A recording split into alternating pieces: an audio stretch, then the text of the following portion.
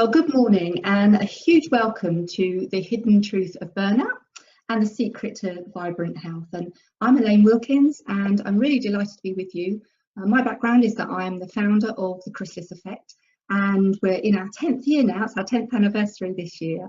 And over those 10 years, I have been leading really a change in the way that chronic exhaustive conditions are approached and treated. And so historically, we've worked very much with ME, chronic fatigue syndrome, and fibromyalgia. But the important prevention work has always been underpinning everything that we've done. And so I'm really delighted that you're on here today. Aim to really show you how burnout fits into that kind of fatigue continuum, and also to make sure that you get really good grounding in what can happen if it's not addressed, and also most importantly the fact that there is a very cohesive and comprehensive way to address this, so it's not a mystery and it's not some terrible thing that's happened to you or someone you love. So my own recovery was the thing that absolutely was the catalyst for the Chrysalis Effect. So I really do understand what it feels like to go through those really challenging health issues. Let's just have a look at what I'm going to be covering with you today. We're going to be looking at the secret to vibrant health. It's a very, very simple one actually, but I want to sort of demonstrate that in what happens when we don't honour it really. So we're going to look at the symptoms of burnout, very important, and we're also going to look at the fatigue continuum as well. I want to talk about tipping points and how important that element is if you are experiencing fatigue, exhaustion, burnout, any of those symptoms, then this is really crucial in the prevention. You know, a big part of the Chrysalis Effect is intercepting people before they tip over into that really downward spiral into more challenging fatigue illness. We're going to look at the burnout fatigue profile, which is very, very important, and the double bind. So all will be explained later. I'm going to go through phase 1, behaviours and traits. Now we have a 6 phases of recovery model in the Chrysalis Effect. I won't have time to go through all of those phases, but the important phase, if you're on here for burnout, is phase 1, and it is a vital phase because it's often because that is ignored and misunderstood, and that hand in hand with that predisposition or fatigue profile, the type of person that tends to end up with a fatigue related illness, phase 1 can be something that is completely denied, and that is the cause of all the problems. So I want to spend a bit of time on that today. We're going to then look at what's really going on. So we're going to do, I call it a bit of a deep dive into the truth, the things that really do drive these problems that your doctor probably will never ask you. So we're going to be looking at that. I'm going to be taking you through some of the deeper causes and factors that are absolutely driving the whole cycle of boom, bust, burnout and worse. And we're going to be looking at the real crux of those things that maybe you've never ever related to the symptoms that you're experiencing or the person that you're concerned about. I'm going to take you through a case study. It's going to be a bit of a whistle-stop tour today, but I'll do my absolute best to make sure that by the time we finish, you will have an opportunity to review your own history, perhaps in a different way, so that you can go forward and really grasp the importance of creating your own vibrant health going forward. And of course, the fact that you can have the support to make that happen much faster than trying to figure it out on your own. And that's what the Chrysalis Effect is all about. We're super excited at the Chrysalis Effect because we've literally just begun this week. It's been a long haul, but we have been commissioned by the NHS to run our first GP pilot because of the results we get. We've had almost 3,000 people come through our recovery pathway, and they've had to self-fund because that's, you know, was the only way we could get it out there.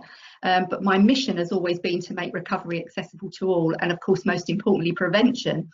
and the NHS are catching up now. So because what we do is agile, it's online, it's taken away waiting lists, all of that kind of thing, and the results speak for themselves. You know, the amount of people that we've got through to rehabilitate them, full recovery, vibrant health, then we're super excited, because that means that the NHS have taken notice, and now we can now prove to them how we can help their patients. And so we've now got our first funded pilot, which is fantastic, and we've got 3 more lined up.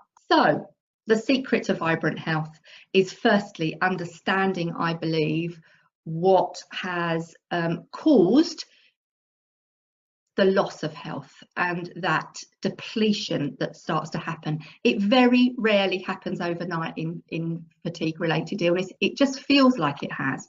So there's 3 elements that we're going to be creating today, and I believe they are the secret to vibrant health. Very simple. The first one is clarity. Clarity of what might have been going on prior to someone becoming unwell, that lead up period. Clarity of where someone is right now and where, of course, they want to be. Between those 2 things, there's a gap. Now, the gap is where we do the work. Now, once we can teach people what is actually going on physically, emotionally, and what might be getting in the way of their recovery, and then explaining what actually needs to happen for full recovery and sustained well-being to happen, then we've got a sense of awareness, and that awareness often is around obstacles that people are completely unaware of, and much of that can be unconscious drivers, which I'll come to later on. So we want to give you today a sense of clarity around where you are, where you want to be, awareness of what could be contributing and getting in the way, because once we can do that, then you can take full responsibility for making those changes and letting go of those things that really are not helping you to be well and have that joyful, energized, vibrant life that, you know, we all would love to have. And it does take work. You know, if you have been somebody that hasn't had the right level of self-care for all kinds of reasons, and I was one of those, then it does take time to embed those changes. So let's get on with that and start first of all with the symptoms of burnout.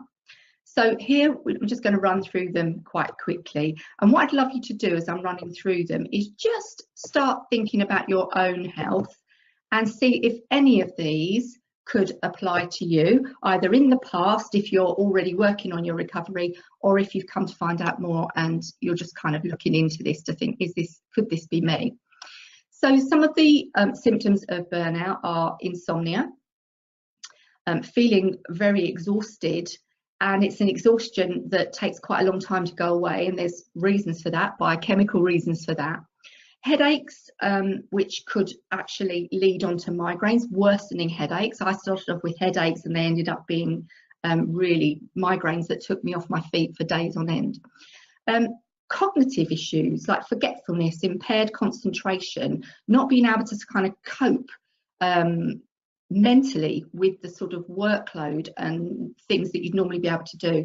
A feeling of kind of anxiety, maybe that you're kind of not coping, playing catch up, that type of thing. And then gut issues.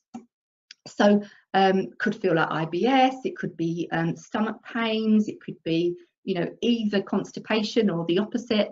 And that sort of drained feeling where it gets really hard to feel motivated and you're having to kind of really dig deep to kind of push yourself to do things.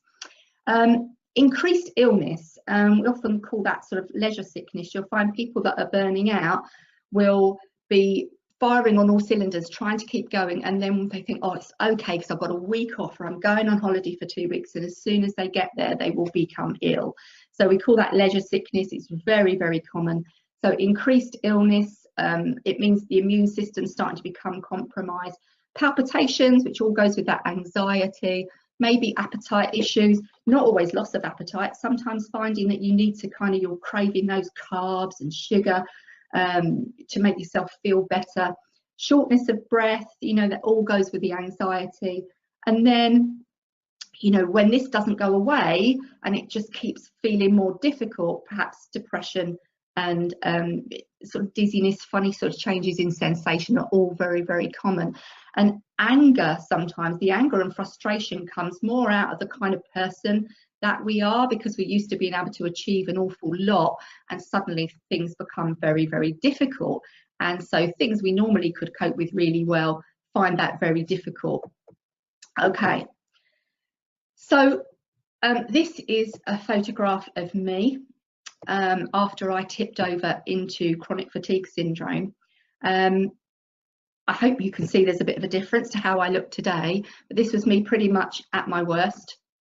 And these were the symptoms that I was experiencing after a diagnosis of chronic fatigue syndrome, or ME, depending on who diagnoses it really. So again, insomnia, unrelenting exhaustion, the headaches, migraines, brain fog, inability to concentrate and make decisions. I had very poor word recall. I had changes in sensation, which were terrifying. Down one side, I felt very numb and tingly and odd. And I thought that perhaps I had a brain tumour or multiple sclerosis, because I was that kind of age where that's quite common. Anxiety, fear, and then I started to notice that I couldn't drink alcohol, because I was trying to make myself feel a bit better and try to think, oh, perhaps if I have a glass of sherry, I might sleep tonight. And of course, vomiting after that. And noticed that coffee made me very jangly and juddery, so I couldn't tolerate that. Loads of IBS. I'd had IBS for many years, and that's what I'm talking about, how these things tend to creep up on us. It's never an instant thing. I'd had IBS, never realizing the importance and the significance of irritable bowel syndrome and what that's trying to tell me about my lifestyle and the way I respond to stress. Back in 2000, I had come back from a long haul flight. So there was a tipping point for me, because long haul flying can be a huge stressor on the body. And I had been working kind of 70-hour weeks, 90-hour weeks sometimes. I was always accessible. I was working for a very highly target-driven organisation. It never started out like that, but that's what it became. I wasn't happy with a lot of the things within that organisation. My values didn't match with theirs, but I was so far into the business that I'd created with them that I didn't know how to get out. And so I just kept hoping that things would improve. I got a sore throat. That turned out to be a throat virus. These were all kind of contributory factors. And then after coming home from that flight, I'd had, I'll talk about mini crashes a bit later, but I'd had some of these times where I had been so exhausted I literally couldn't get up for a couple of days. But then I would always get up and then just go back to doing what I was doing. I don't know if that sounds familiar to anybody, but this time it was different. I came home from that flight and I had tipped over, and I literally could not get out of bed and became bedbound. And it was terrifying, because I just couldn't believe that this wasn't going away. And that was the beginning of a 6-year illness with chronic fatigue syndrome, with no treatment plan and no real understanding of why I'd gone from being a really dynamic person, social person. You know, ours was a party house. I got 2 teenage children. I'd always run my own businesses. I'd always been really, you know, able to cope with lots of things, juggle lots of things. I was a keen volunteer. I was always helping with different good causes, and you know, ran the PTA, all those kinds of things. And suddenly this person who was capable of all of that couldn't even barely get to the bathroom without help. So, you know, this is the reality if we don't take these warnings. And I'd had years of warnings, I can tell you, and I ignored every single one of them. And there's a reason for that. So is anybody resonating with any of what I've said there? Be really good to hear about that. Right, so Deborah's saying that her adrenal sort of dysregulation or fatigue is from overgiving rather than overachieving.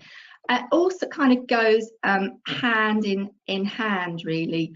It's either over giving or overachieving. It's just pushing yourself beyond your limits. So it doesn't really You know, lots of people are overachievers, but also equally have the same number of people coming through Deborah that have just literally not learned how to prioritize their own well-being and always prioritize everyone else's. And that often comes from family values where perhaps contribution, charitable giving, making sure that everyone else was okay, it kind of is usually a bit of a pattern. Okay, so the fatigue continuum, let's have a look at this because I think it's really important understanding, because people say, well, I haven't got ME, I haven't got chronic fatigue syndrome, I haven't had that diagnosis. Let's have a look at this because I think it's really an eye-opener. So we go from, on this fatigue continuum, we've got like normal tiredness. We've also got fatigue where it gets a bit more, you know, and we've all experienced that at different times in our life. I mean, certainly when you're first pregnant, for those women that are on today, that fatigue that you get in that first 3 months is quite incredible, and I can remember that being overwhelming. But it's different when it moves into something that's more chronic. So fatigue can become just an unrelenting exhaustion where you feel like you're dragging yourself round. And that can, if all of that is left unchecked, then that means we're really well on the way to burning out, because their body is giving us very clear messages, all sorts of messages from those symptoms that we've just seen. But we tend to, when we are someone who has learned to be a kind of human doing rather than a human being, there's a disconnect here, and we tend to be trying to figure out ways to push ourselves through rather than stop and listen and think there's something wrong here. It's not right to feel like this. And it's a bit like the water you swim in. It's insidious. You can get very used to feeling like that. I think it's Patrick Holford that said, you know, most people are vertically ill. They're walking about, they're ill, but they're so used to feeling that way that actually they're not even aware. Because they've can't remember what it's like to feel vibrantly well and energized and happy and joyful. So what happens in this burnout phase before it can tip over into something worse is that along the way, I hear this a lot with many health profiles that we've seen, is that you could have experienced these mini crashes. Now, these are kind of a bit dangerous because mini crashes mean that you might have had a period where you literally felt like you couldn't get out of bed, and you felt really dreadful, and you took some time off. Maybe you took a bit of time off work, or it coincided with going on holiday, and you recovered. And then what you did then was think, oh, okay, I'm fine, and went back to doing exactly all the things that you did before you had that mini crash. Now, in my experience, and from me personally, I had many of those. So what happens, and this is why they're dangerous, is we take on some kind of belief that we're invincible and that it's just something that's happened to us and we can overcome it. We don't take it as a really serious warning that something's wrong and that our body is miraculous and it can help us to get back on track. What we do is we then go back to doing all the things that precipitated that mini crash. Now, people will often have many of those before something will come along that will take them over into something more serious. And we'll look at what those things are. I call those tipping points, and we'll look at an analogy for that in a second. It only takes somebody with that history and that predisposition, which we'll talk about in a little while, and something then happening to create a tipping point where someone can then move over into and tip over into a chronic fatigue or a fibromyalgia or an ME diagnosis. And that's when things can get really, really challenging, because if you look online at chronic fatigue, fibro, ME, you'll see that all the descriptions on the NH websites, and that is long-term chronic illness, no known cure, which is of course what we've been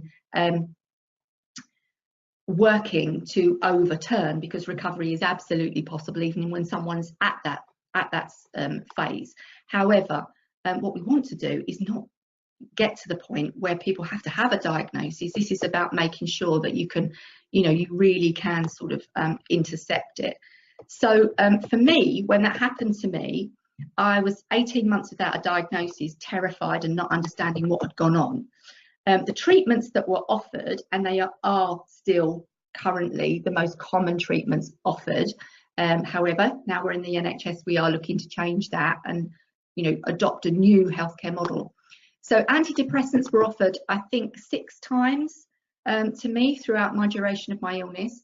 Painkillers, which I was somebody that didn't like the idea of taking medication, and not only that, my sensitivity means that I don't respond very well to any of it, and sleeping medication. So that to me was not the answer. That was a sticking plaster. What I wanted to know was, what is caused this? Why am I so unwell? Why can I not function? Why was my husband having to do all the things that I used to be able to do without any problem? And why are my kids coming home from school and finding me in bed, unable to do things for them or even talk some days, when I'd been that vibrant mum that they knew and loved? It was very scary for my family. So the only thing apart from those 3 medications were expert patients course, which meant I was sent on a course with people with all kinds of long-term chronic illnesses and disabilities. So the message was, you will not recover, this might be your future, so you just got to get used to it and learn to manage it, which of course was something I just could not accept. Thank goodness, because it sent me on a 6-year journey where we lost my income, we had to sell our home, had to do a whole host of things. But what I now know is those symptoms were just, my body was just trying to get me to recognize that my life wasn't working, my business wasn't right for me, I wasn't taking care of myself in the right way, and that there was another way to live. And so looking back, it was a gift, but going through it, all I wanted to do was get rid of it and get back to normality, which for me was a ridiculous workload. So, really do take this on board, if you take nothing else on board today, that your body is not letting you down. Truly, in burnout or fatigue related illness, we have let our body down and we've stopped looking after it, or maybe we never learned how. And so the recovery journey is about that learning how. So I love this analogy, and it really worked for me when I first heard it, so I want to share it with you. If you think of your body as a container ship on the water, and it's gliding along, and then it starts to get load put onto it. So if you think about your life, you think about the everyday things that you have to deal with: earn money, put a roof over your head, have a job, be in relationships with people, all the things that we do as human beings. Every time something comes into our life that's a stress, it's a stressor that sits on top of that container ship. So all the things that we do or expect of ourselves or expected to do all become sort of our load, if you like. And added to that, there's our kind of environmental load now, with toxins and toxicity, that get-atableness of all the technology that's out there. Sometimes it's really difficult living in this 24/7 global economy that we now live in. So what can happen is that if we load too many stressors onto that container ship, there comes a point where the container ship, us, our body, cannot cope anymore, and so it will tip over. And so that is why those mini crashes are little warnings. Hopefully people will take some of the containers off and rebalance the ship. What often happens is that they'll go back and add more on, and then eventually there's that tipping point. So I really wanted to just share that with you, and we'll have a little look at what some of those things can be that cause those tipping points.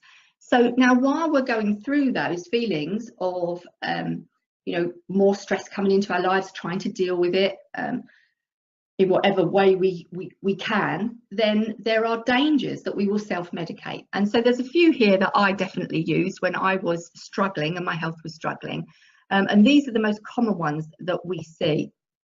So we tend to drink more coffee to kind of keep us going, maybe a glass of wine, alcohol, energy drinks, maybe taking some tablets or pills to make us feel better. As I said, comfort eating is often the thing. And, you know, often it will be doing all of those things just to still keep spinning all the plates that are making us feel overwhelmed in the first place. You know, it can be all kinds of things. Sometimes, you know, people will think, I'm going to go on a really great trip, but it's a far-flung trip, and then on top of their body struggling so much, they might have a vaccine, and that can be a tipping point. Just as you know, lots of things that we do to relax can actually push us over the edge, and that can be if a lot of people will turn to the gym and think, I need more stamina, I need to get fitter because that's why I'm struggling. And so if their body's already depleted and they go and start doing punishing workouts, then, you know, that is also going to be something that's going to tip them over. And it's puzzling, because if someone loves exercise and then they find that they can't do it, then they're going to be fighting with themselves over that, and often trying to get back in the gym too soon when actually their body's crying out for help. Okay, so just a quick question on that. For those of you that are already going through the recovery program, and those of you that are finding out about burnout, can you identify any of those that you may have used to try and kind of feel a little bit better? I think I probably used all of those.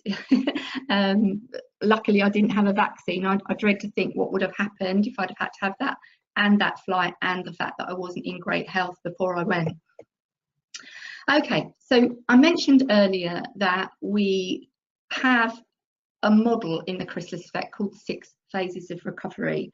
Now, the one that is probably the most vitally important for people to look at and understand when they first come through onto the recovery program is the phase 1, what we call the early warning symptoms, when we've been in denial, and what I've been describing really.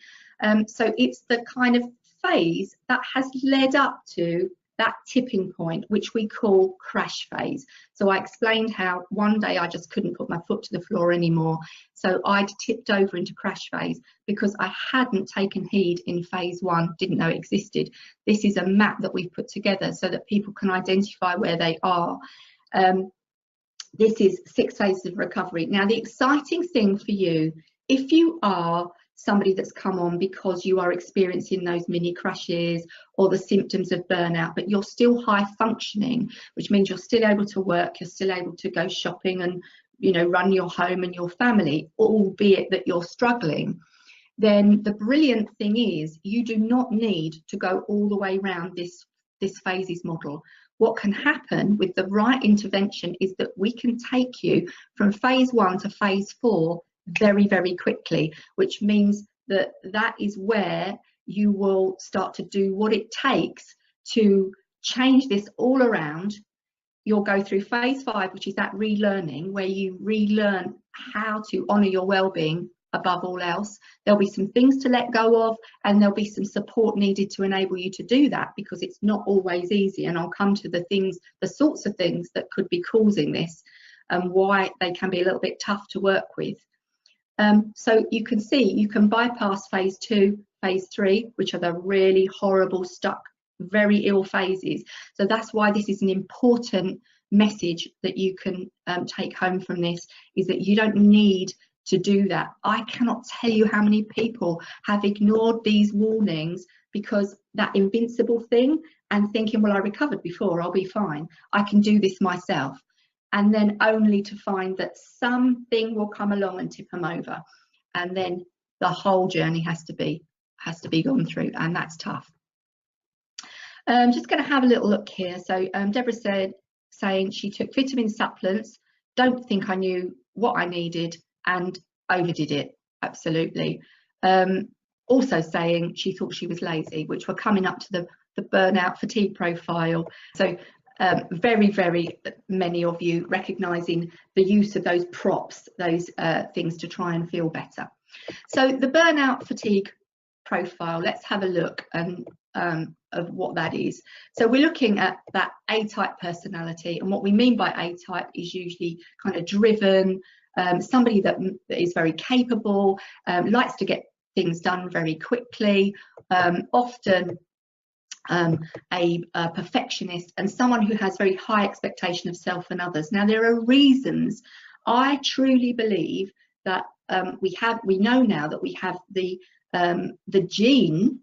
We could actually inherit the A-type gene, but it doesn't necessarily get switched on.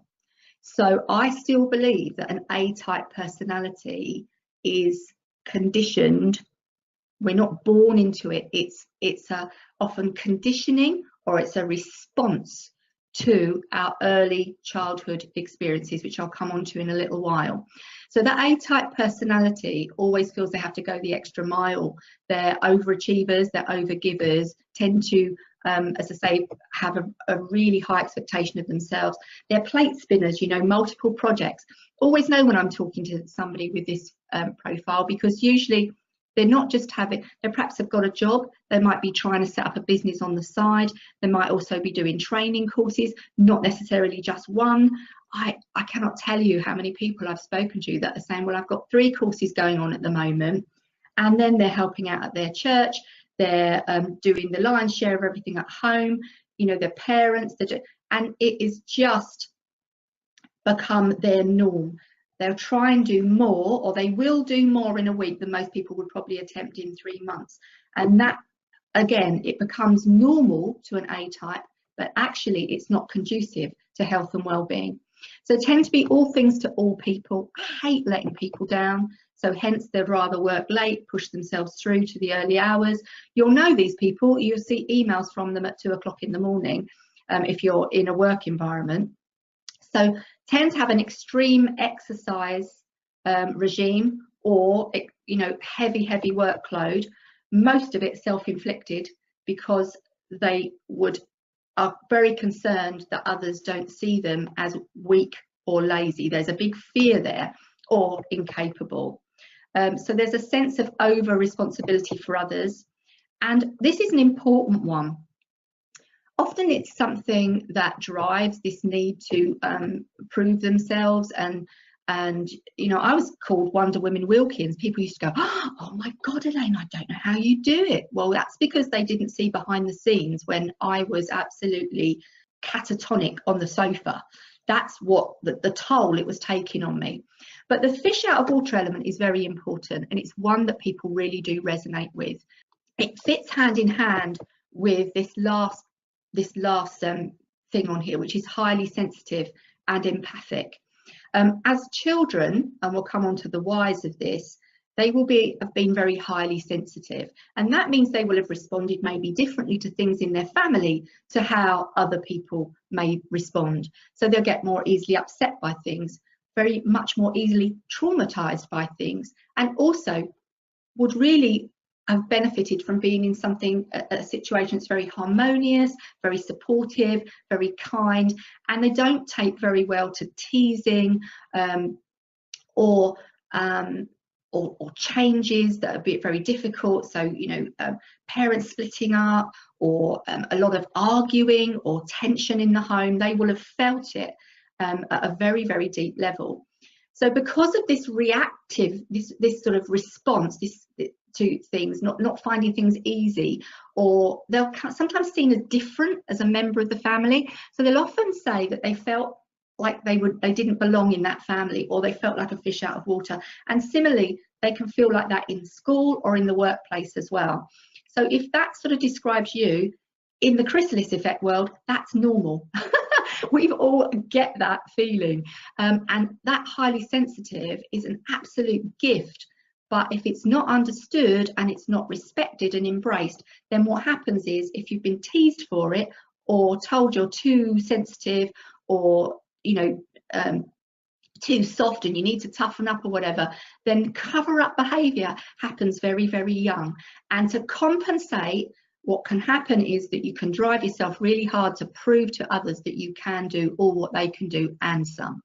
So the empathic side of it means that we take on other people's burdens and other people's concerns very deeply, and we almost feel what others feel. So that's why we can then tend to prioritize other people's needs, because we hate that feeling of someone else being upset or having a problem, and we end up prioritizing their needs over our own. So hopefully that explains why people that fit this kind of profile would easily start to put more and more pressure on themselves to do too much or give too much.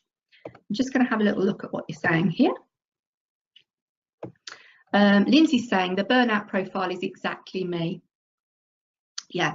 So Deborah's saying, so glad that she feels normal. You absolutely are. You're in the absolute right place.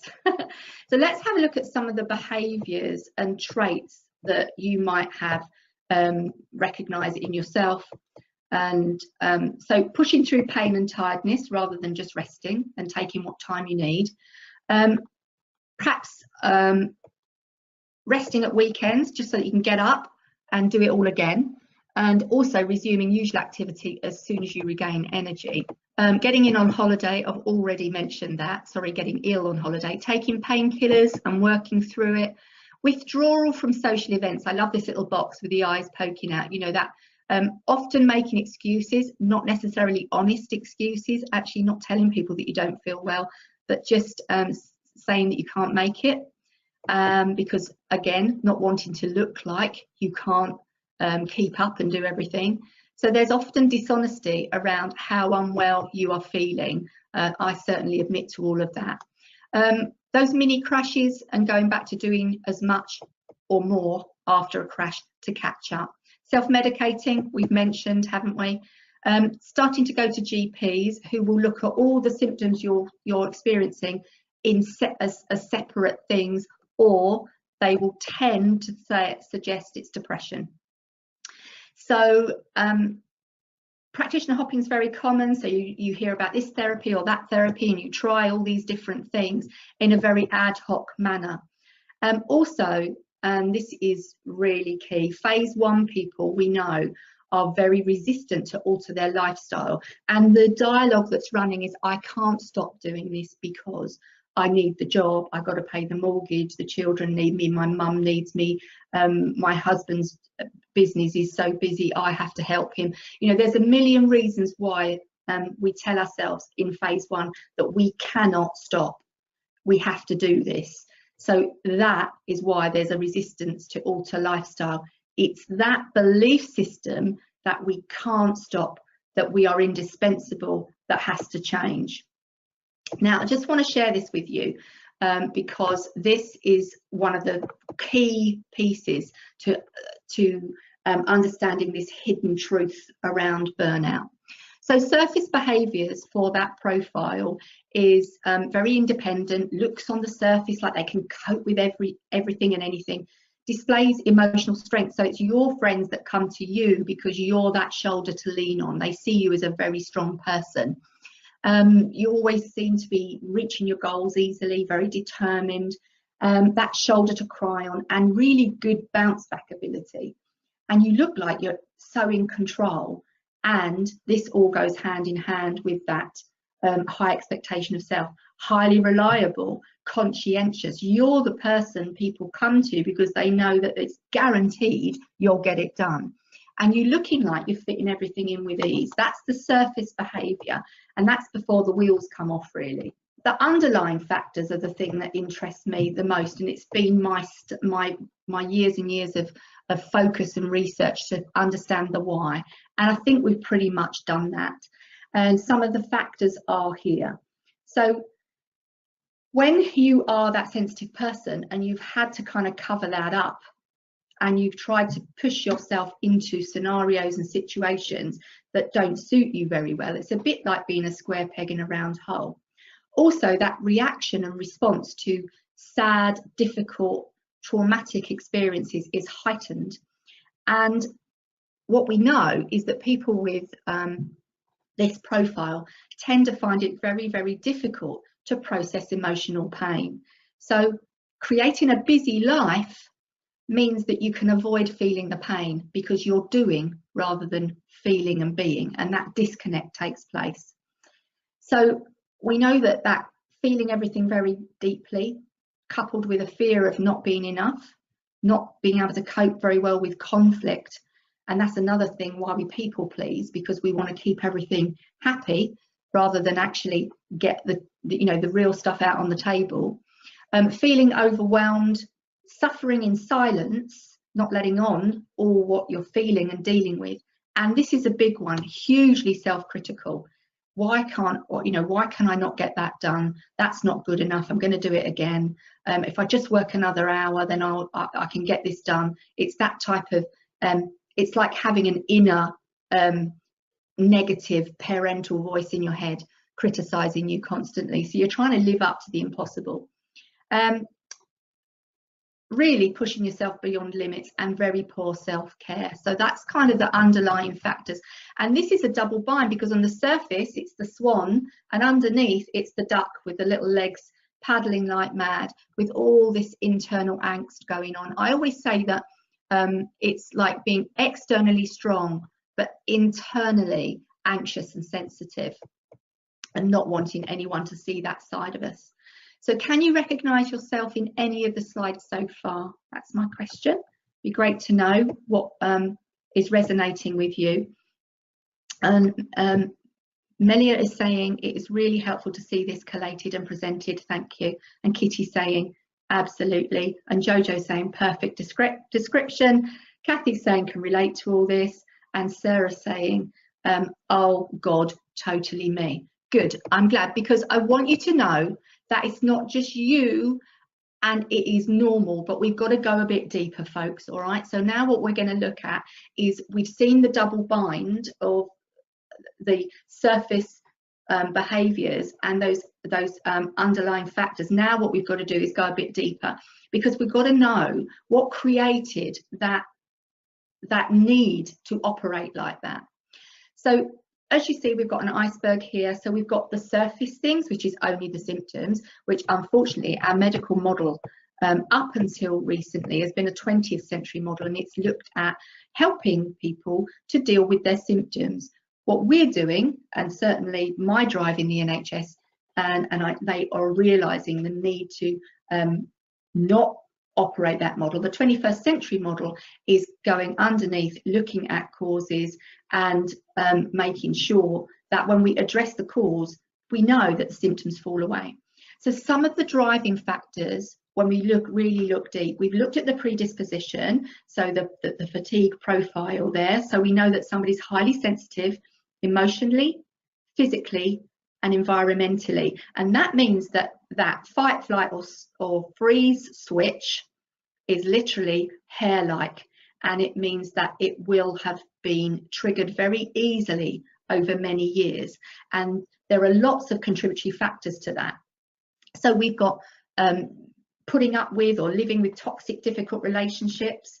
That can be in the family or in with a significant other, getting into very damaging relationships.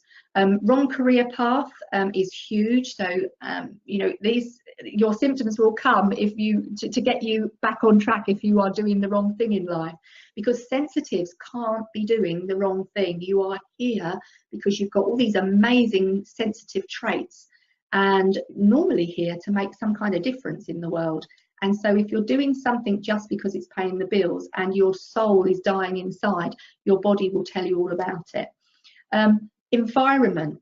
Sensitives cannot live where they are unhappy, and they cannot work where they're unhappy. You will have physical reaction to poor environments. So even if you go into a restaurant, you will know, if you're a sensitive person, that you immediately want to get out of there. It's too noisy, it's too loud, the hard surfaces, you don't like the feel of the metal chairs and the harsh.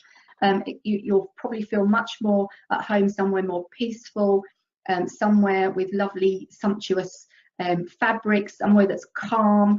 It's really important to start taking notice of environments that serve you and environments that actually add a stress to you.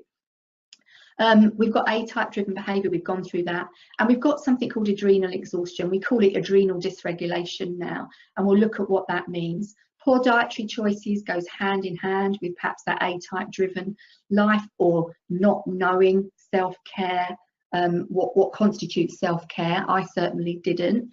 And then we come on to the real deep stuff, and that is ACE, which is adverse childhood experiences. I'm going to talk about that in a moment.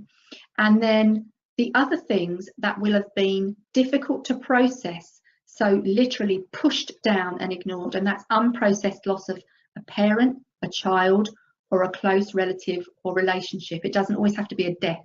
It can be a divorce. It can be anything that has caused you such intense emotional pain that you couldn't handle it. So it got pushed down and literally put on the back burner.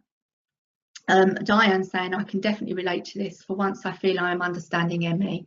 Do you know what? That makes my heart sing, Diane. This is what this is about. So all of the things I'm showing you are a webinar in themselves, and in the chrysalis effect we go into a lot of detail around this, so that, to me, if you understand what is causing something, if you understand why the symptoms are occurring, and if you understand what to do about it, then all the fear goes away and you immediately have prioritized your well-being, and that's when the changes start to happen. So forgive me for doing a little bit of a whistle stop, but I've got my eye on the clock, and as I say, each of the slides that I could go through, I could literally spend an hour on each. So this is one of the tools we use in the chrysalis effect, and something that is driving burnout is the stressors that we've mentioned, and the suppressed ones that are literally still living in the body will be creating a situation where if you've got suppressed trauma and then you're living fairly as a kind of foundation, and then you've got these other stressors coming in, and you've got that sensitive trigger like adrenal switch, that's our fight or flight or freeze response, then what happens is that the body feels constantly unsafe and under threat. So it doesn't take too much to keep driving what we call the HPA axis, which is a double loop. It means that it's a normal thing that should happen when we're under threat. That adrenal switch should come on, our body should be pumped through for adrenaline for a short space of time so that we can run, we can fight. What often happens though is we might freeze, so that until the situation passes, and then everything should calm back down. So the sympathetic nervous system is activated when we feel we're under threat. Now what should happen is that the second loop, feedback loop, should come in, and the parasympathetic nervous system should come in, calm everything down, and we should return to normal. What happens if you're living a very stressful life and you've got this predisposition is that it actually finds it harder and harder and harder to get back to a state of equilibrium, because what happens, because it's on so often, because your body is reading everything as the same level of stress, and also historic stress is stored in the memory as if it's happening now. So you've constantly got this accumulative barrage of old stress being triggered by the new stress, and what happens is that second feedback loop becomes desensitized and it cannot kick back in. So you are in a constant state of sympathetic, we call it sympathetic dominance, and that means that the body then starts to undergo a domino effect. It starts to affect everything, and it's what the adrenaline that should only flow for a little while will then produce a lot of cortisol, which is the stress hormone, and that is pumping through your system. It's pumping through at the wrong time of the day, which is why you can't sleep at night and you're tired and wired, and why you feel dreadful in the morning. So all this creates what we call the domino effect. Now, this explains every single physical symptom, and again, I can't go through this in depth today, but that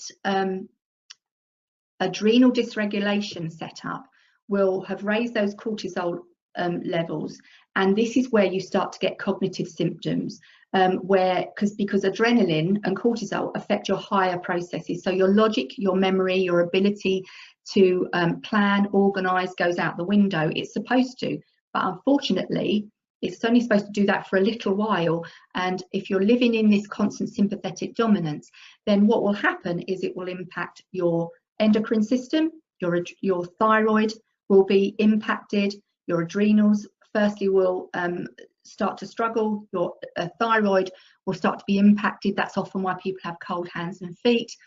80% of the immune system is in the gut, and we know that the gut shuts down with the adrenal response, so then we've got poor digestion, and this is where we start to have problems not only with IBS, but this is where the immune system starts to become impacted, and this is what leads to all these other symptoms, inflammation and pain. It becomes a domino after domino after domino, and each of your systems in your body will start to get affected.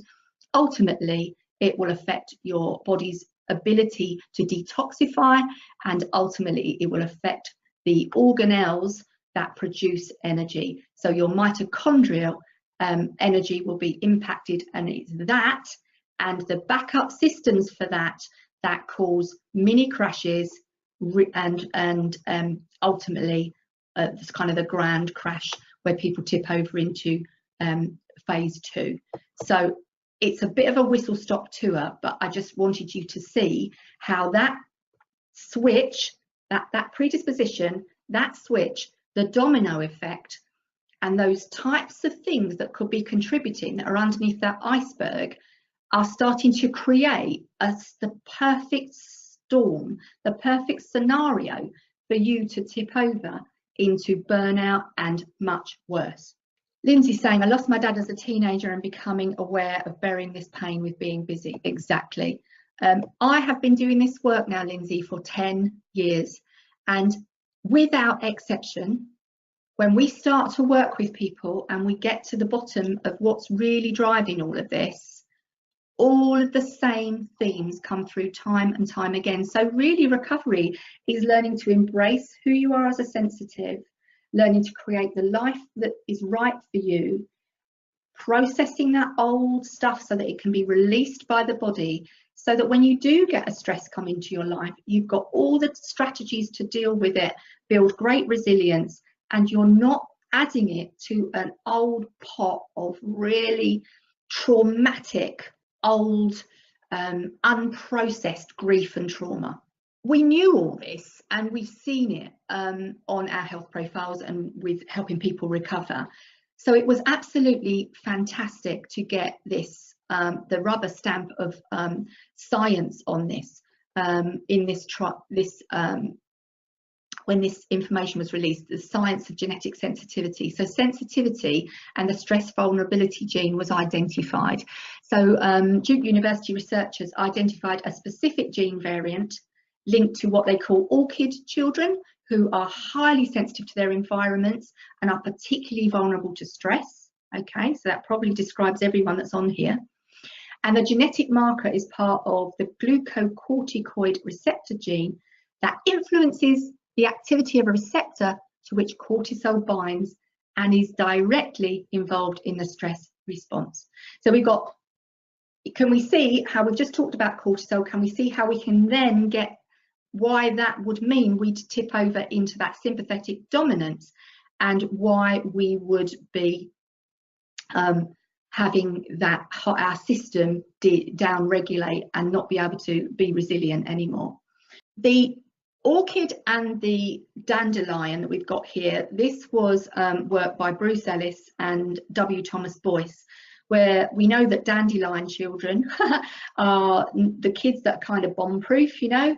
Dandelions can literally break through on a bomb site after a bomb's gone off. They are indestructible and they bounce back and they seem to be absolutely, you know, fine. And there are many kids like that, and we know now that that is usually because they've had a brilliantly secure attachment when they were when they were born with their mother and their primary caregivers. About 30% of the population has that amazing secure attachment, and it means that they are coming from a really strong place to deal with life stresses. Our orchid children, however, have this innate sensitivity. There are 3 variants of the gene. It's fantastically fascinating stuff, and in the recovery program we go into it in more depth. So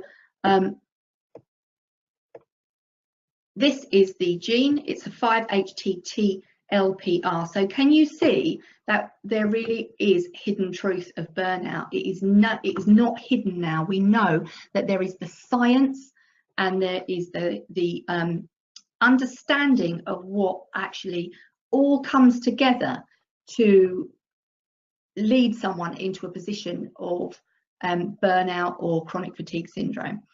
We see that this gene is responsible for regulating serotonin, which influences our ability to rebound from emotional trauma and distress.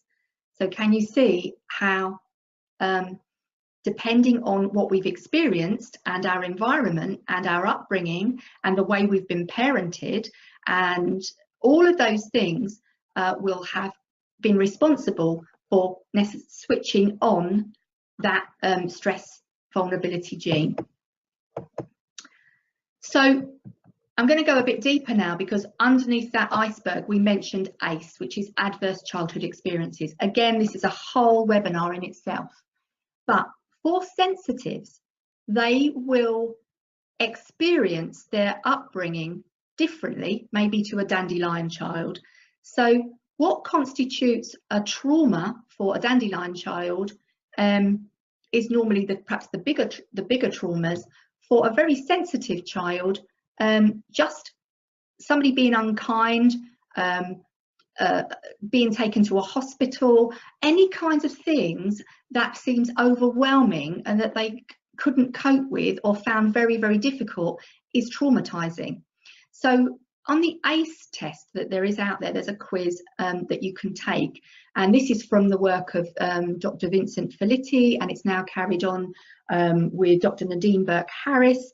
It's very, very important work, and we are part of, I pledged at the ACE Aware Nation conference in September that we are driving forward the ACE Aware awareness, and we're becoming part of the movement of ACE Aware Nation UK, because it really has started to show us that it's the theory of everything, because the adversities that we experience in childhood has been scientifically proven to be linked to ill health and chronic illness in later life.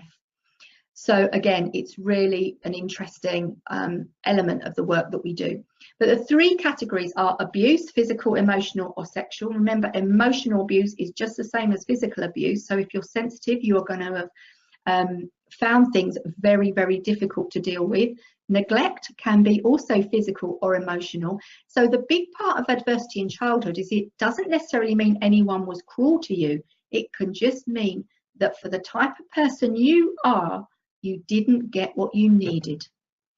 Household dysfunction is also part of it, so all kinds of things, but that can just mean that you've witnessed something very difficult to, you know, mother being treated badly, or lots of shouting or anger. It could be living with a parent with mental illness.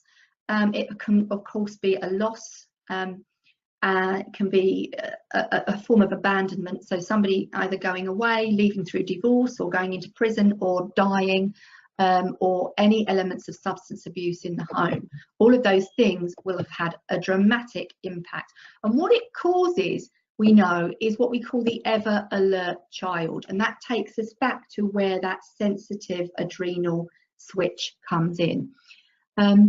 This kind of unpredictable toxic stress that a highly sensitive child could be exposed to, what it does is it landscapes a child's brain and it changes their biology. So unconsciously, they permanently feel under threat. They don't have trust in themselves or an internal sense of safety. So this is where it all goes wrong, but it's unconscious. We don't know about it. We might just have had people say to us, oh my God, you're so sensitive. Just for goodness sake, just ignore them when they're saying those things, you know.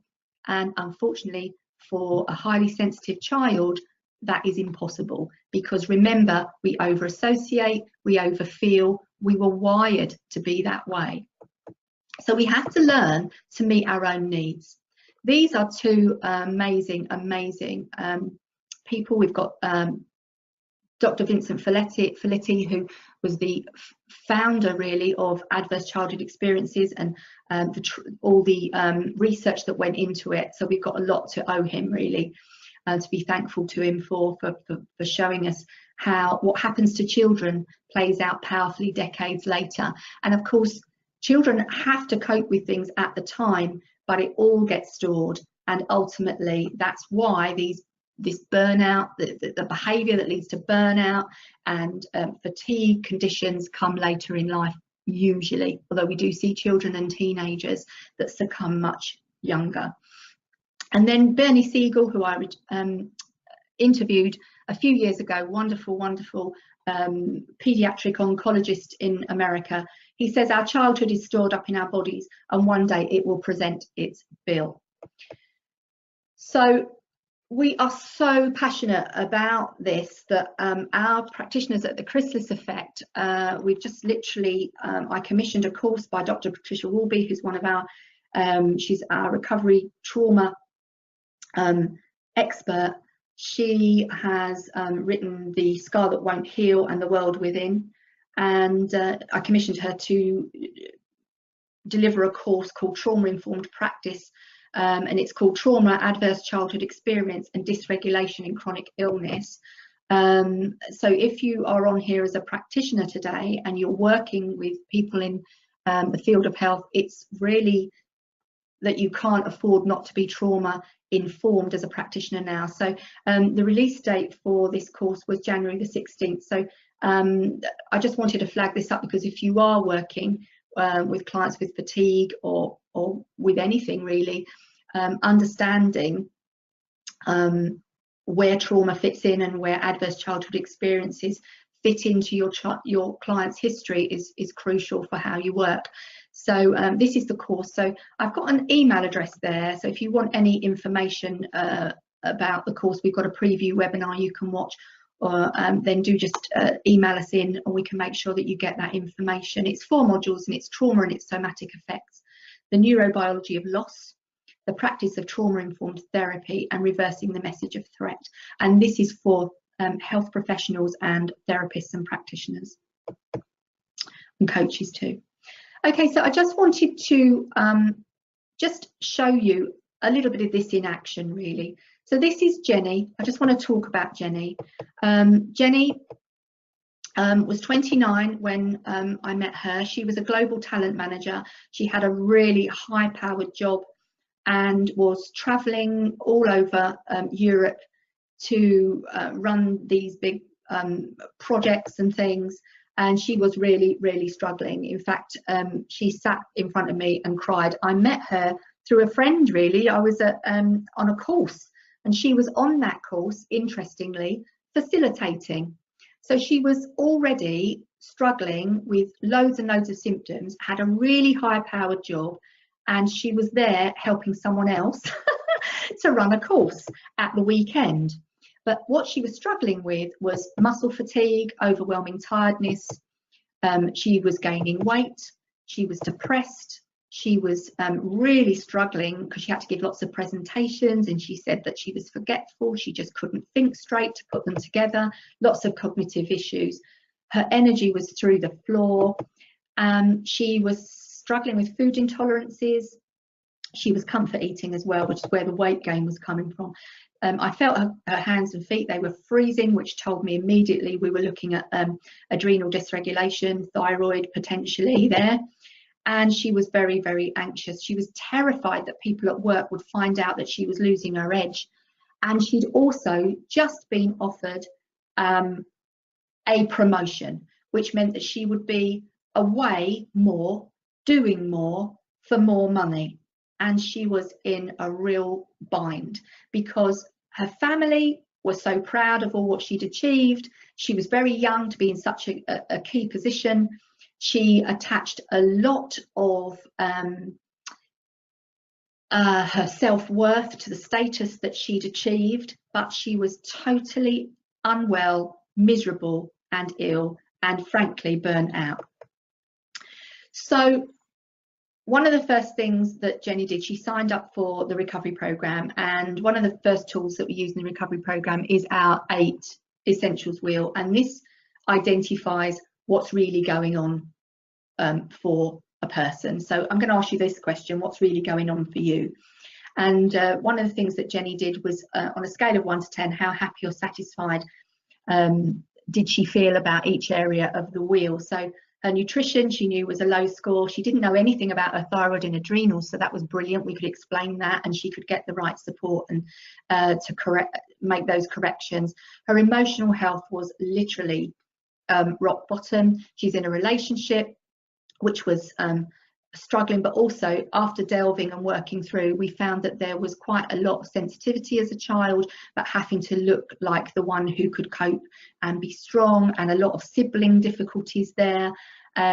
So it had caused her to never ask for help. She had always been the strong one, and had really also suppressed a loss, somebody that she was really, really close to, and had never really processed that. Her environment, this is the interesting part for Jenny. Jenny loved, she had her own horse. She loves being in the countryside, in the stables, up to her knees in mud. She loves animals, and she was spending 90% of her life on planes and in boardrooms and with technology, whereas actually what her love of life was the countryside. Her lifestyle and pace was off the scale ridiculous, or she was in bed pretending that she was working when actually she was too ill to get out. Relationships were suffering, as I've mentioned. She didn't want her parents to know she was suffering and struggling. She was riding, she was going to the stables at 11 o'clock at night and riding in the dark because of the hours her work was, the amount of hours she was having to put in for work. So her beloved horse, that was the thing that gave her the most joy, she wasn't able to enjoy, and she was riding in the dark. How mad was that? And of course, when we really delved, she didn't ever really want to be a global talent manager. What she would absolutely love to do was working with horses and helping people with their riding confidence, but she didn't think she could earn any money at it, so she stayed stuck in the job that was actually killing her. So that wheel, I would suggest that if you've never seen this before, you go round and ask yourself that question: how happy or satisfied do you feel about each area of the wheel on a scale of 1 to 10? One of the first things that we would do in the crisis effect, if you come through for support, and you'll get a really clear snapshot of why you're burning out or why you're not feeling good. So one of the secrets to vibrant health is to get honest about what isn't working for you. Jenny did this, and this is the work we do with everyone we work with. Getting the right support to address all the 8 areas, letting go of what is causing your health to suffer. It's hard, isn't it, asking someone to give up a £60,000 a year job to consider doing something they love, but I'll show you in a moment what happened. To prioritise self-care and to learn what you need in order to be authentic and vibrant in life. And ultimately, and this is my mantra, to honour your well-being above all else.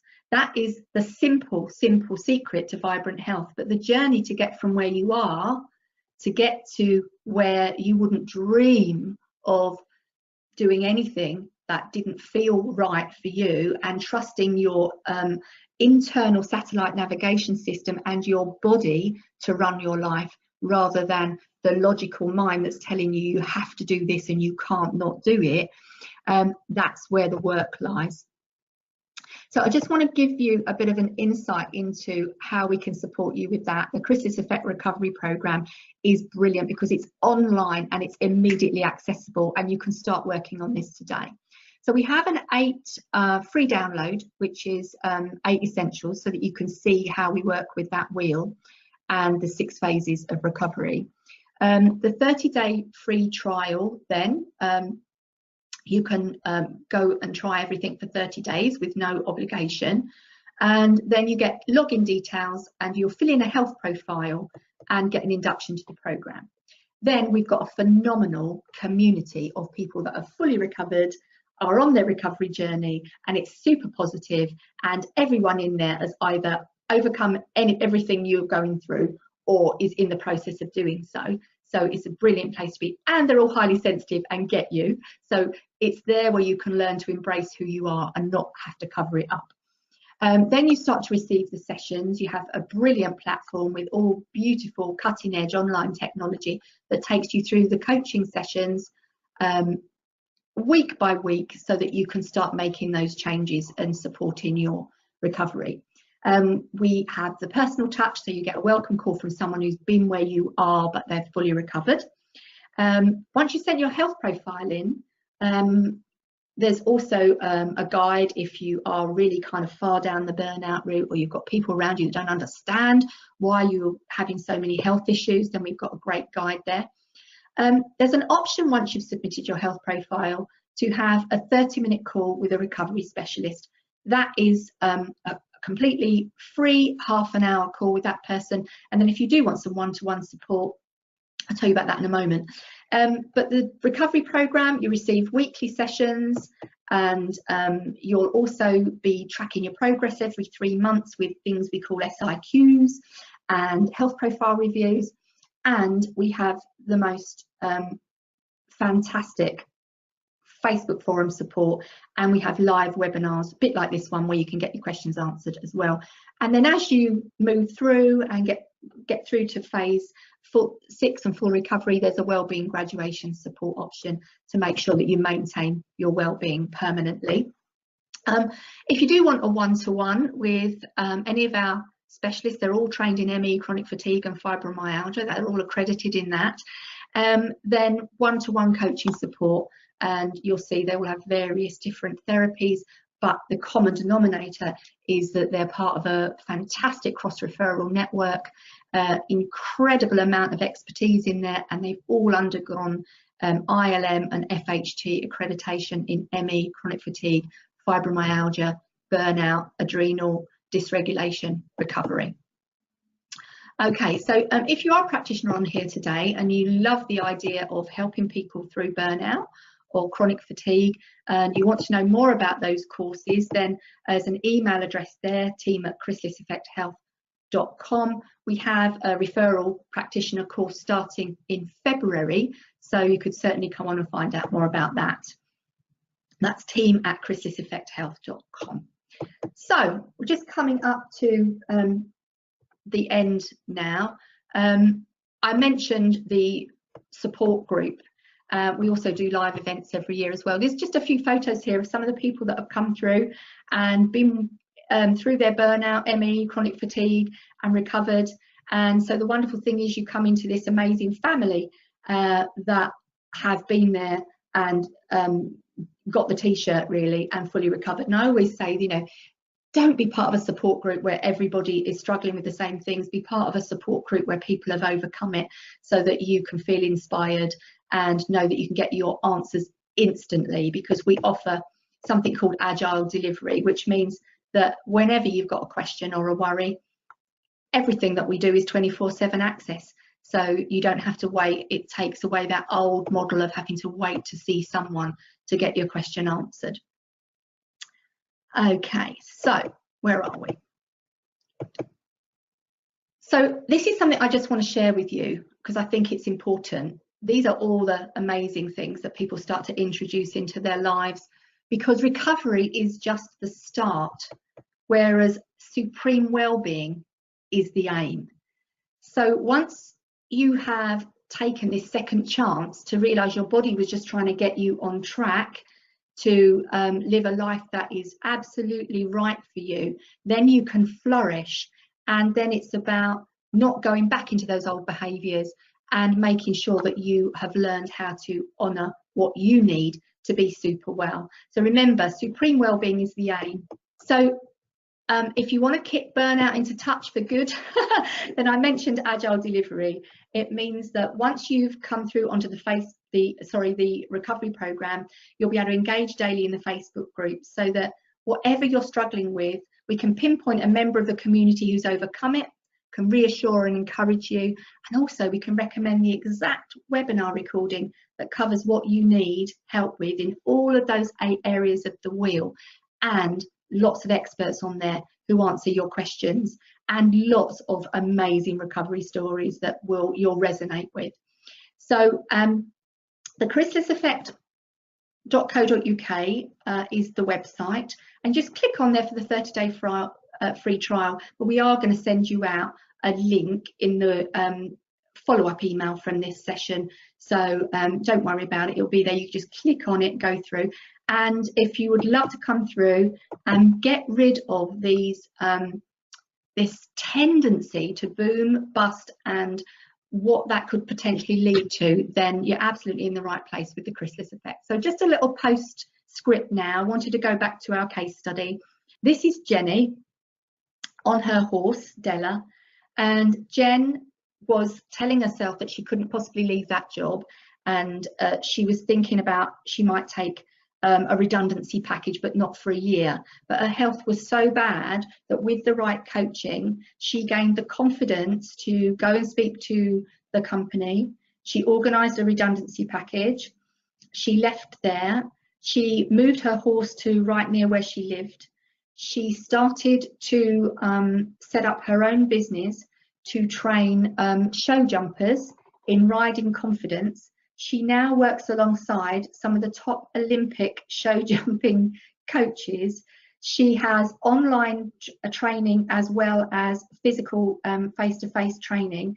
And she spends her life in jodhpurs, welly boots, with her dog by her side and her beloved horses, and has now got a really, in fact, I think her business is called Flying Changes. So she really took flight because she literally addressed all those 8 areas of the wheel, and it transformed her life. So really, her body wasn't letting her down. She should just never have been in that boardroom. And so, and she's just one of the many successes. So burnout isn't for life. It is something just sent as a gift to show you that things can need to change, and that you have the power to do that. And we're here to support you. So I love this quote. It says, often what feels like the end of the world is really a challenging pathway to a far better place. I really hope that what I've explained today has literally shone a torchlight on everything that you might have needed to discover the hidden truth of burnout, and to know that you can easily get on the path and find the secret to vibrant health. So I'm just going to have a quick look at some of your comments here. So Deborah's saying the ACE awareness and science of genetic sensitivity information was amazing and absolutely crucial. Thank you, Elaine. I look forward to full recovery and transformation and a life that really suits me. Deborah, that's wonderful. I shall see you in the Facebook group, and I'm really glad that you came on today, because I know you're working your way through. There are more in-depth webinars around the ACE and the sensitivity gene. So if that's piqued your interest, go into the members area and have a little nose around this week, because as we know, knowledge is power, and we can take action when we know what to do. So thank you so much, everyone. Has anyone got any questions before I go today? Do type them in. I'm really happy to stay on and answer any for a little while. If not, if you know that you're struggling with those things, please don't wait until you tip over into chronic fatigue. Come through on for the 30-day trial on the recovery program. It's subsidised. We keep it affordable because we're working for the NHS to fund it for everyone that needs it. It's really affordable, and it could absolutely transform your long-term, health outcomes. So there we are, folks. I think that's me. I'm going to see you all very soon, and take great care of yourself. You are the best and only asset you'll ever have. Thanks a lot. Bye.